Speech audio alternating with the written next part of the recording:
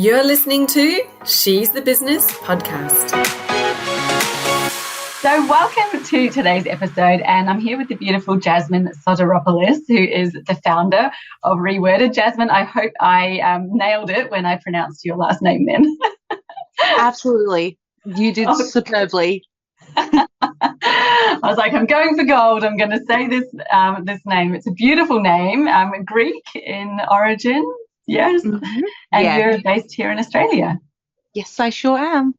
Yeah, that's amazing. Can you tell us a little bit about you, your business, who it is that you serve in your business right now? What is Reworded all about? Yeah. So Reworded, I do things like branding, web design, logo design, all the fun stuff, essentially the creative stuff that people need for their businesses when they're starting a business. And my main clientele and my main aim, I guess, is women in business, specifically small to medium businesses, because I like to get my hands really dirty and really in there and almost feel like it becomes my own business. But yeah, that's what I do. Amazing. And when I was having a look on your website earlier, I noticed quite a few kind of product-based brands. Do you specialize more in the product arena as opposed to services? Oh, I don't actually know if I've ever noticed that myself, so this is new information. But no, service-based businesses, product-based businesses, I do things like packaging and all the graphic design there. But I actually have a lot of beauty clients, hairdressers, things like that, because a lot of women do get into that sort of field. So it just makes sense for me to, be with them along for the ride. Yeah, of course. Now, this wasn't what you always did, was it? No. So we're going to have a lovely chat about your story today. I can't wait to kind of dive in, because I think we all love hearing someone else's story and the journey and the things that you've done that's got you to where you are today. But, some of the lessons and the things along the way that, we can gain for ourselves, that learning, which I always find so powerful. So can you take us back? What was it that you did before? Sure. Before, long ago. Yes. Take us back.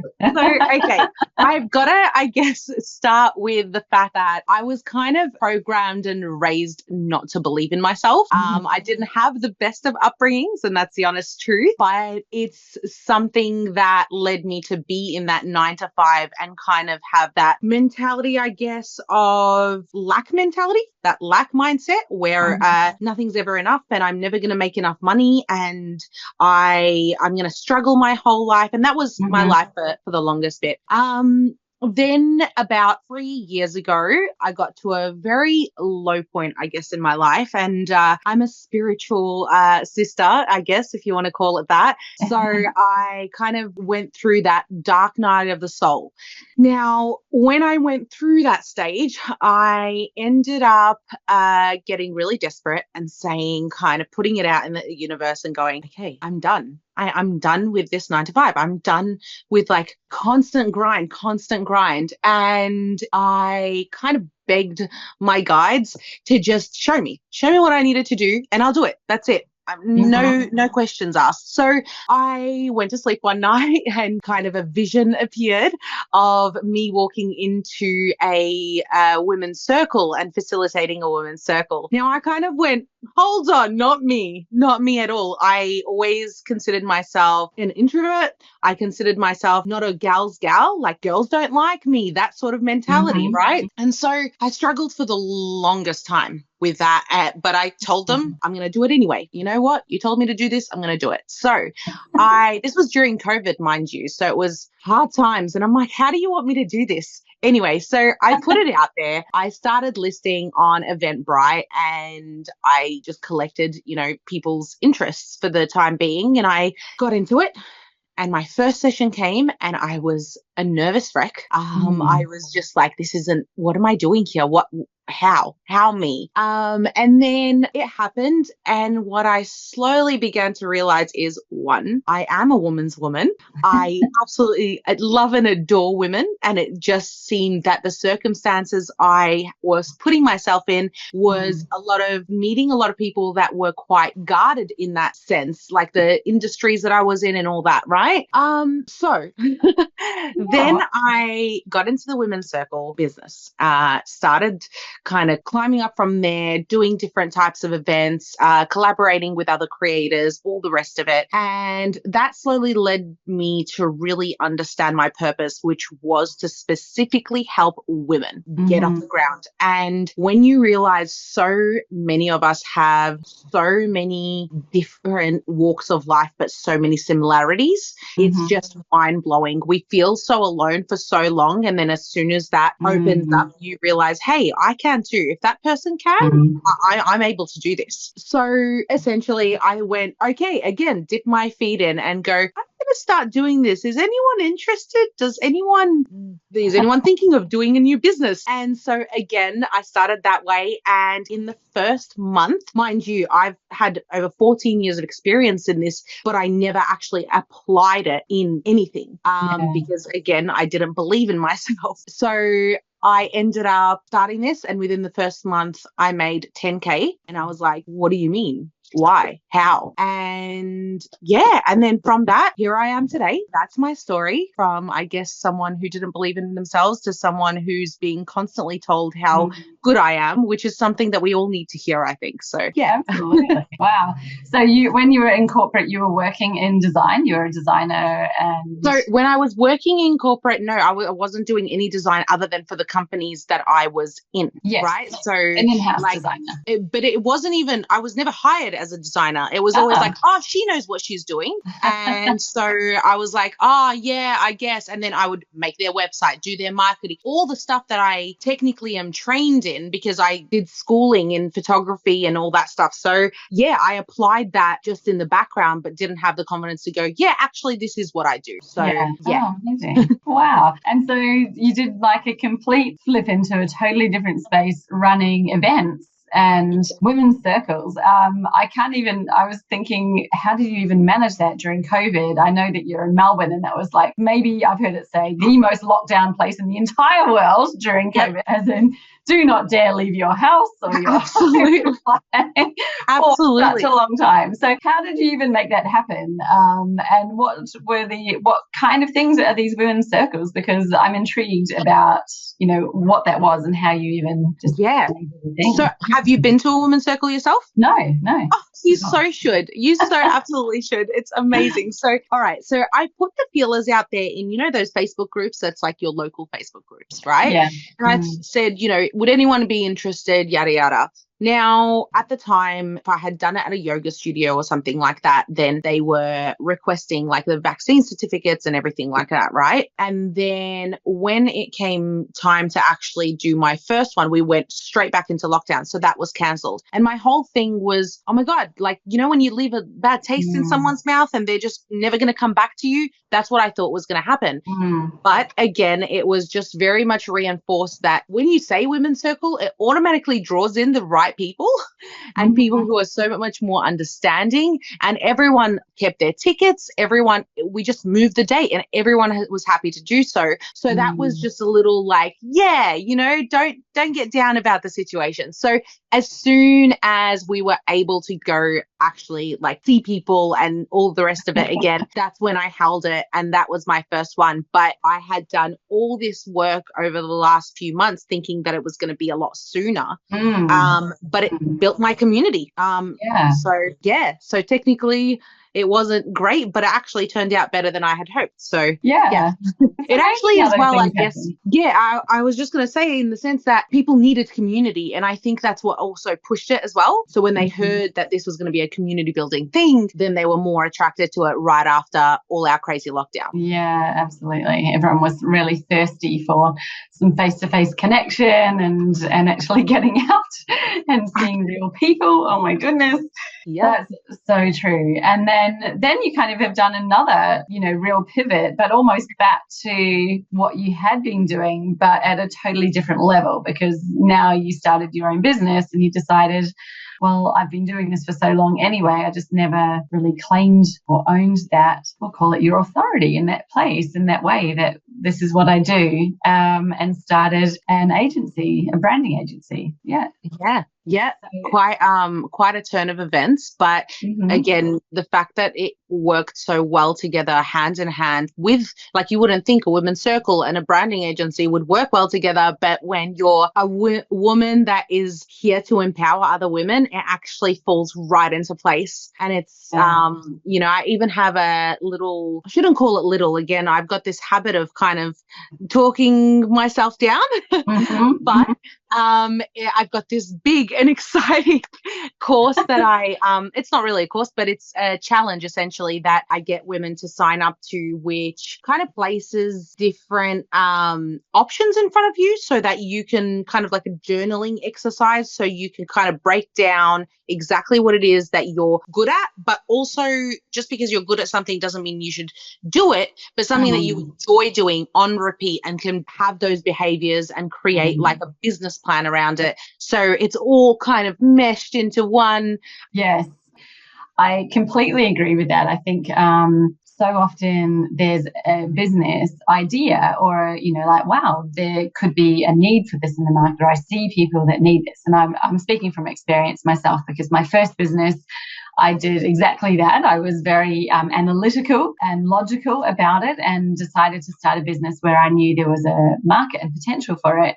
Did it, and it just was not my passion. It wasn't what I wanted to do. I wasn't like going to bed at night thinking about it in a good way, like probably more thinking about what I need to do. But what a difference it is when you decide there's something that is actually what you love and you live and breathe it, and you're standing in the shower and you're thinking about writing blog posts in your head for all these stuff that you just got things to say and so much passion for it. Yeah. There's a total difference in that, isn't there? Absolutely. Yeah. It's just the balance.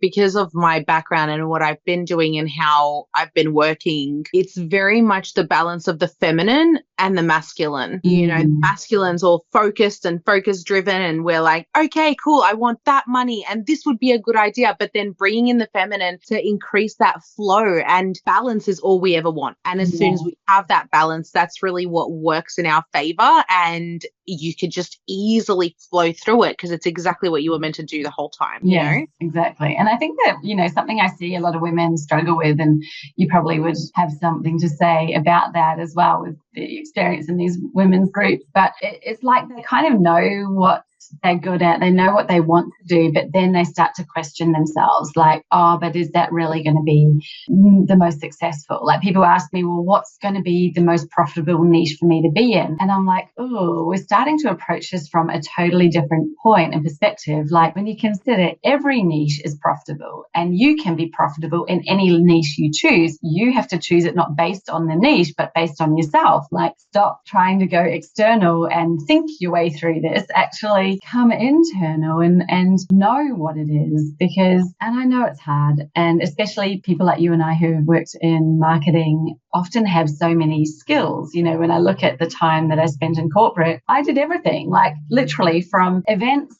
sales, PR. I did some design. I built websites. I coded in Dreamweaver back in the day. I don't know if anyone even remembers that.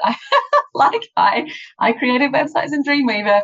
I did copywriting, email marketing, advertising, like everything, absolute everything. And even sales at one point. I had a sales job.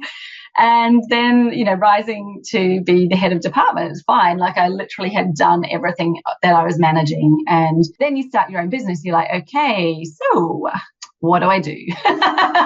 Which of these things? There's literally like a list of 20 different things that you could do on their own as a business. And that, I think, was almost the most overwhelming thing. And, so when someone's faced with that, then, like, I'm multi-passionate and I've got all these skills and I've got experience and I have expertise in all of these different areas. What's your take on that? Like, how do you help steer them to the right place?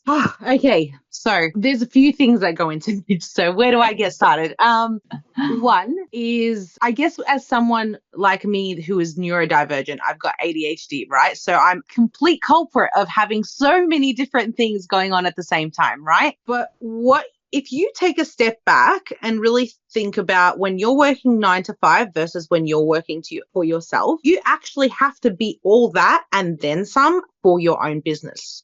So you're like, okay, I've got so many passions. You're likely going to need and use those passions all in the one business regardless, right? So how do we turn that into profit, and what is our big sales point? And I think a lot of that has to do with coming from a heart space instead of a mind space, right? So again, like I said, that the little challenge that I was talking about that I've created, right, is exactly to get to that core, right? And mind you, it's free. It's not this thing that I'm selling or upselling after. I literally just want women to fully understand what it is that motivates them to keep doing it on repeat and earn income, right? And so when a person is trying to figure out that one thing, I say, well, you're looking at it too narrowly. Like, it's never going to be the one thing. You're about to step into multiple hats, and that's okay. And you just have to strip away what you can offer. That's a different question. What is it that you can offer someone else? What is it that you're so good at that you can actually say, hey, I'm the mastermind of this. Let me for you, right? And so for example, with branding, right? I always like to ask a brand, okay, you're selling vases right now, and that's your thing. Do you have any plans of potentially growing from that? Like, is it going to always just be vases? And that comes into branding in the sense that, well, you don't want to name yourself the vase guru. You know, you're limiting yourself. So having also something from the very beginnings, early beginnings, that kind of can be an umbrella statement for all the things you do, and then drip feed from that is a good way to look at it. But another thing, I guess, one of the points you hit, I'm trying to think back now because there's so much going on in my brain, but essentially something that we do in a woman's circle is that we believe that every woman has it in them. Like, the answer is inside of you. So I'm not going to sit here and say, hey, I know exactly what you should do. It's, number one, not my business. Right? It's just flat out not my business. It is not your business. It's theirs. Yeah, literally, right? But number two, it's like the self-doubt and the self-critical and the all these voices that live inside of us. That's why we need to be guided through that journey so that you can find out what it is that you want to do. And honestly, a woman's circle does that. It does it, yes, on a more personal level, but even from the very start of my circles, I had this thing where at the end of my circle, the way we would close it off is that if any woman had their own business, they would go around and spruik themselves, right? And it's something that isn't usually done, but it's, again, one of the things where we can like put our money where our mouth is and actually go, hey, you know, what is it that you do? Tell me more about that, you know? And then it grew into, now pretend that you have a business and speak as if you do, if you don't, right? Just so that the people who don't have their own business, they can still participate. And what that led to was, again, a journal exercise that you could do literally at home. Anyone listening to this can literally do this, where they speak as if it's already happening. Write it out, actually journal about it, and go through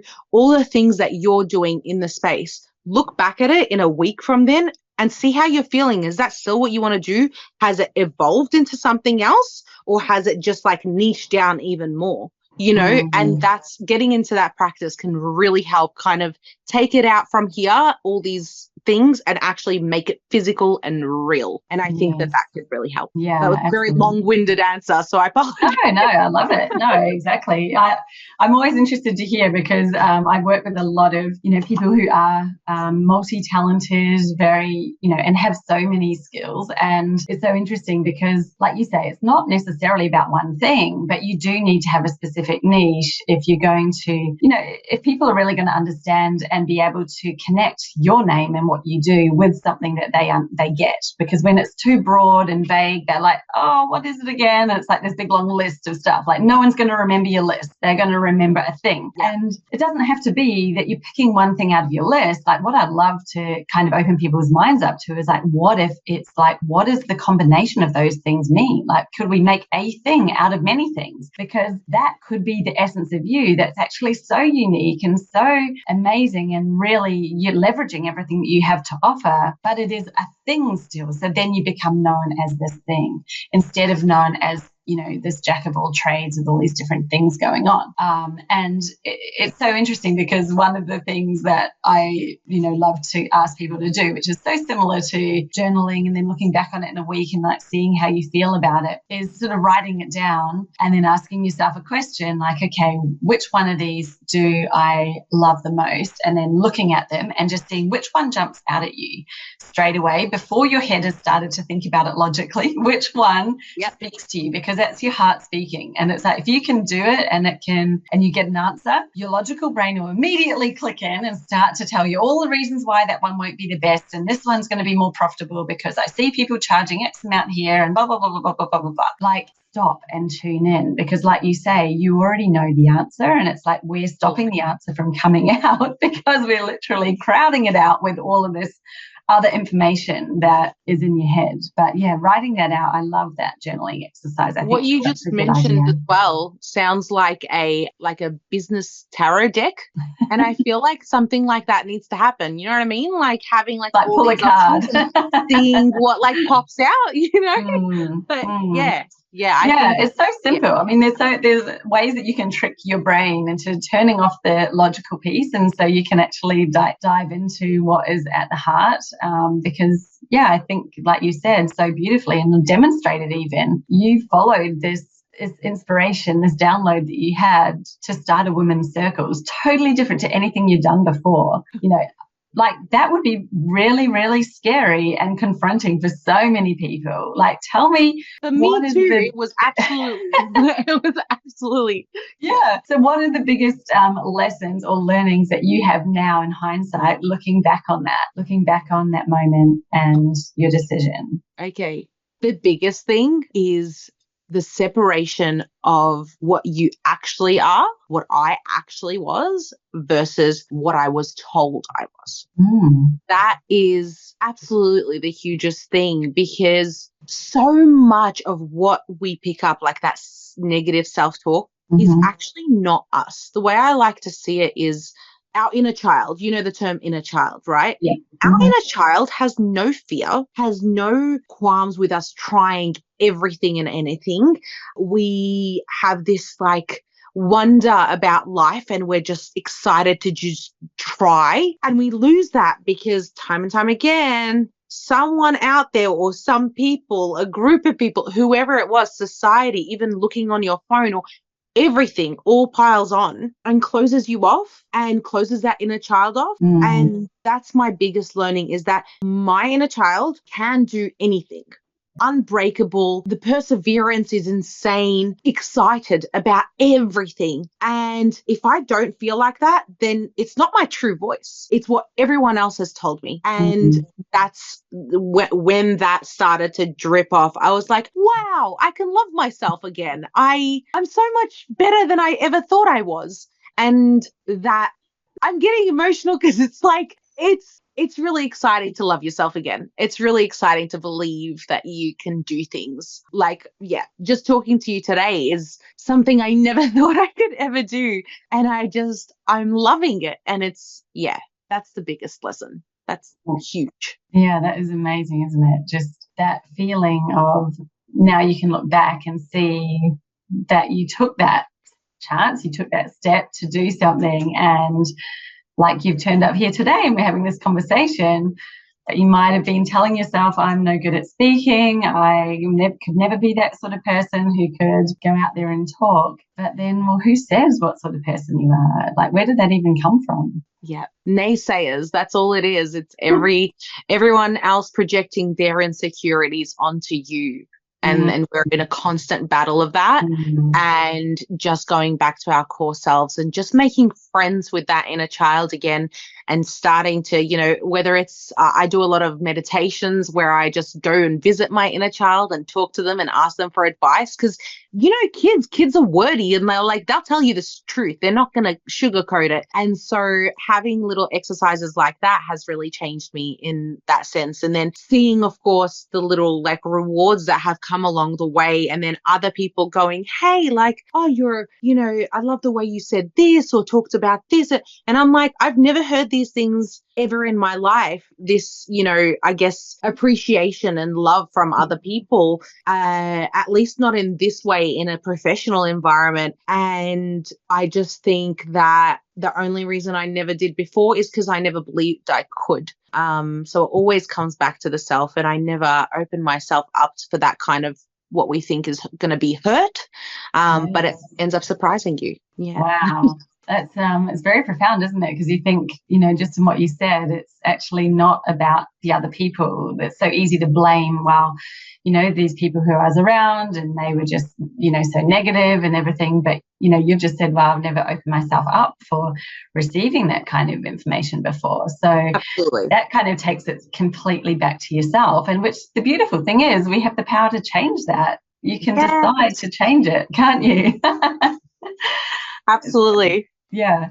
I wanted to ask you, and there was sort of a question before that, and I've forgotten what it was because our conversation has been so great. But your ultimate version of success, like what would that be if we're looking now forwards to maybe inner child Jasmine, future Jasmine? What is this looking like for you right now if you're writing your story? Okay, there's a few things that kind of come up in my mind. Okay, I'm going to say it like this. Working with as many women as I've worked with up till now, something that I'm realizing is kind of like a trend that keeps happening is, I'll make my point, I promise. That's okay. What seems to happen is, for the last, let's say, 40, 50 years, us as women have been fighting like this long journey to get that equality in the professional work setting, right? Mm-hmm. But what I'm seeing, like the slow tide turn of women going, we are all getting there, almost getting there, but wait a minute, why don't we just veer off and create our own version of success? And it's really happening. Like a lot of women went from, I want to become the CEO of a Fortune 500 company to, why don't I start my own Fortune 500 company? And that opportunity that's there right now to do things like that is amazing. And that's my version of success, making my own success and my own version, and specifically my own version. It might kind of shock you, maybe not, knowing that I am the person that I am, but I want a house paid off, and I want to grow my own veggies, and I want to be able to travel the world, but not in an extreme budget. So I really don't think I ask for much. My version of success is essentially a roof over my house and freedom. Is to actually not keep going up, but steady it out and just have this beautiful, like steady, good for your soul and nourishing, life. And that's what I want. Ideally in Spain, that's the dream. But yes, so yeah. That's part of traveling, isn't it? Yeah. Oh, that's so true. And like, it makes me think exactly that. I was in the corporate world as well, and climbing that ladder, and I got right up to the executive team, and as you think, the steps are the CEO, and then I had that moment. It actually took me to have my first baby at that time, and to just look at it and go, is that really what I want in life? Like, this guy does not see his family. He is married to his job. He's at work the whole time. Pretty sure the marriage is not working out too well. The kids never see him. And he's traveling for work, but that's not fun. Like, I want to go, safari in Africa. I had a few months doing that, at some point with no job on my way back from London. I'm like, I was completely free, right? Free of everything. I had nothing, no house, no job, nothing. And it was fine. And it was beautiful. And I had an amazing time, came back and got all those things again. It's like, why can't we be able to do that? And so exactly what you said, my version of success became not what society's told me that you climb up for, but it was like, no, I actually wanted to create a business on my own terms and have a life where I'm living my best life. And I'm not sometime when I'm retired and I've made all the money and then I have it. So why can't I just have it now? Like, of course I can. If that's what I decide, like I can do that now. Yeah. And like you said, it doesn't have to be big and grand. It just has to be what's going to make you feel alive and beautiful every day. And it can grow and evolve in time, can't it? But I love that you said it's not like it's got to be some big grand vision. You know, it's a beautiful house. It's the ability to travel and be free and to just grow your own veggies, of course. Like, whatever that is. Like for me, it was always traveling as well. I love traveling and I want my kids to be able to travel. So, my vision now as a mom would be that we're going on, overseas trips. We're taking time to go camping and go bush and like explore. But we're, there's no stress about it. You're never asking for annual leave. You're never worried about what's going to happen. And, sort of that moment of thinking, wow, one of the most exciting times when, traveling and not having a job, not having a home. And it was just incredible. Like there's nothing more freeing than that feeling.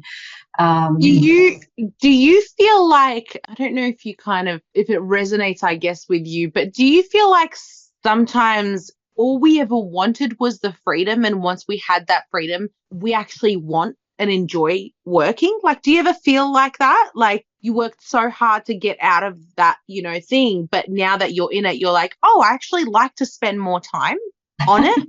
And then, well, it's a totally different feeling, isn't it? Because it's your business now, and I work because I choose to, and I work as much as I choose to. Like I could choose to work a lot less, but I choose to work the amount I work. But it's, and it's always that thing around balance, and balance meaning what is the right balance for you? Like there's not just two things. It's not there's work and life. There's work and your business. Then there's all the different aspects of life. Like how much do you want to give to your kids? How much do you want to give to exercise, your health, your social life, like all the things that are important to you, including sleep. Let's not forget sleep. Like how much time do you want to give to sleep? Like that all needs to be built in. And there is no such thing as a single work-life balance. There's no such thing as the right, one best way, you should have a 4-hour work week or you should have a 20-hour work week. It's like everybody's going to have a totally different feeling of what the right amount for them is and what gives them fulfillment. Because it's like, what is success really? It's like that feeling of balance, it's fulfillment, and it's that personal feeling of achievement, I think, is success as well. Yeah, no, that's definitely, it's all like there's so many elements to it. I think what I was seeking for such a long time was the sense of getting that control back and, having, as much as we say, you just want control, like that's what you're seeking, but it's true. And it's kind of ingrained in us. Like what is better than having a control on your autonomy instead of, having to go to work at a certain time. And I think once you get that, you go, oh, okay, this thing that I fought so hard for, it's right here staring me face. What am I going to do with it? Like, and it just opens up all these other avenues that you can take. And it's just exciting. I don't know. I just wish every single woman in the world, I mean, it'd be great for everyone in the world, but women specifically, because they're my favorite. But, I just wish everyone can come to that, like, just have that faith, like have that really like understanding that, I'm not saying it's easy, but once you get there, you look back, and it's taken me 2 years to be completely financially independent. 2 years is nothing.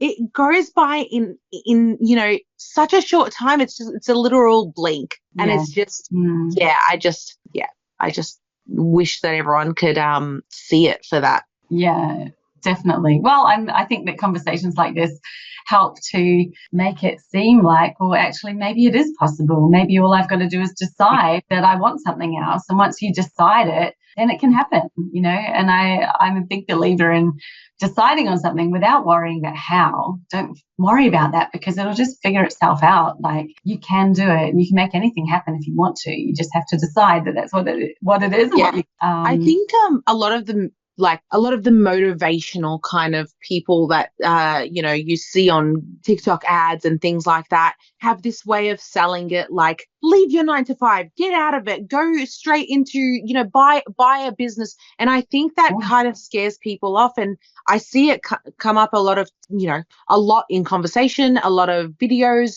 But a lot of people kind of come to me and go, okay, but I can't afford to leave my 9 to 5. I'm like, no one's asked you to. Well, actually, yeah, people have asked them to. A lot of people put that belief in them that they, in order to start something, you've got to completely put all 100% of yourself in. And that couldn't be further from the truth. Starting that little thing and growing it and watering it, it was a year in that I was finally able to go part-time. And mind you, I say finally able to, but when the time came, I was pouring my eyes out, being so scared that I was like, oh my God, what if they don't want me to go part-time? What if they hate me? What if they, all that stuff. And I went down to part-time, and then 6 months on, I was too busy. I had to leave my job. And so it happens a lot quicker than you think, but don't count on it or don't think about that, because it makes it a big cloud of scary stuff. And so true. And you're putting all that pressure on yourself. And then what if it doesn't happen in the time that you said? Then does it mean that you failed? Like, what if it happens the next month or the one after that? Like, no, you haven't failed. I totally agree. I love that. I think it's just decide it, see what happens, and you'll know when's the right time to take that action. Because like you said, you went down to part-time because you needed to, and then you got so busy that you actually were like, okay, I need to quit because I can't do it. Well, that just happened because you got to that point and you're like, now I'm going to quit. And it wouldn't have been, you knew that it was the right time because it clearly was, right? You didn't have to kind of take any random gamble on it. What's one piece of advice that you would give to your past self if you could go back in time and give it to them? I am sorry for everything you've been taught to believe or told to believe. You are so much more than their words, and no one is going to be able to make you believe in yourself, and the belief is going to come after the fact. So just start and watch that belief just automatically come to you, because it will, and you'll be very happy. That's what I'd say. Yeah, well, that's lovely. So like, know that everybody doesn't feel, fully confident. Everybody has that doubt. Everyone's doing it scared with doubt in themselves. They might not be showing it, but everybody has those thoughts. And so don't wait for it to happen, is what I heard you kind of saying. Like, don't wait for that moment where you know 100% and you've got 100% of belief, because if you're waiting for it, there'll always be another part of doubt that you'll uncover that you still have got. So you'll be waiting a long time. Absolutely. It's all roadblocks that we create in our minds, but they're not really there.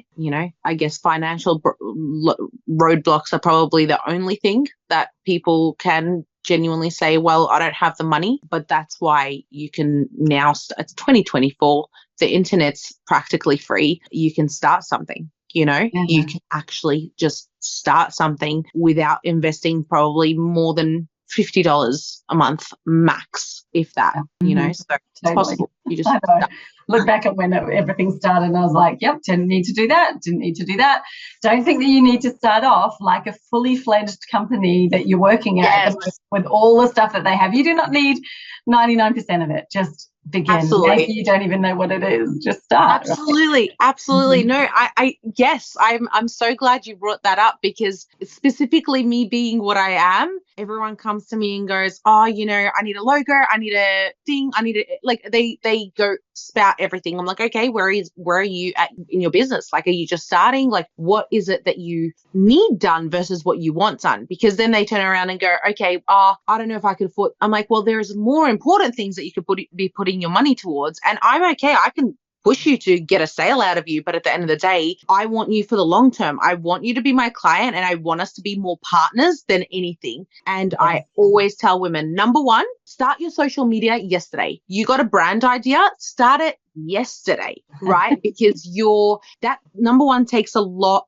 longer to grow. Number two, you could just get your friends and family to like things for now and follow you. You don't even have to have your brand name set in stone, and just start, let the algorithm start to put you in a place. Then you can work on the name, and then you can literally write something in Photoshop, in not even Photoshop, Canva now makes it super easy. And then when you're actually ready and you've got some income and this is a successful idea, then you can come to me and we can do all your branding. It'll be so great. But don't put yourself so further already in debt before you even start to see any change, know? Totally. Yeah. I so agree. It's like, and it's so interesting looking back, because I would do things totally differently today than what I did in my first business in 2010, and then another one in 2017. But, there's so many things that you think you need to be a legit business or a professional looking business. And but I'm going to be professional, so I need to look professional. Yeah, but there are things that are worth putting some money into, and there are things that are totally not, and no one's buying from you. I'm going to say, even though you do beautiful branding design, your logo's not selling things for you. It's part of the whole thing. And yes, you'll have one and it'll be great and it'll be the right thing for you, but don't worry about that on day one, because no one's buying from you because of your logo. Absolutely. Figure out what it is that you need to do. What's your message? Who are you talking to? All of that is so much more important. And then the brand helps tie it all together. But you actually need that clarity first before you get a good brand. 100%.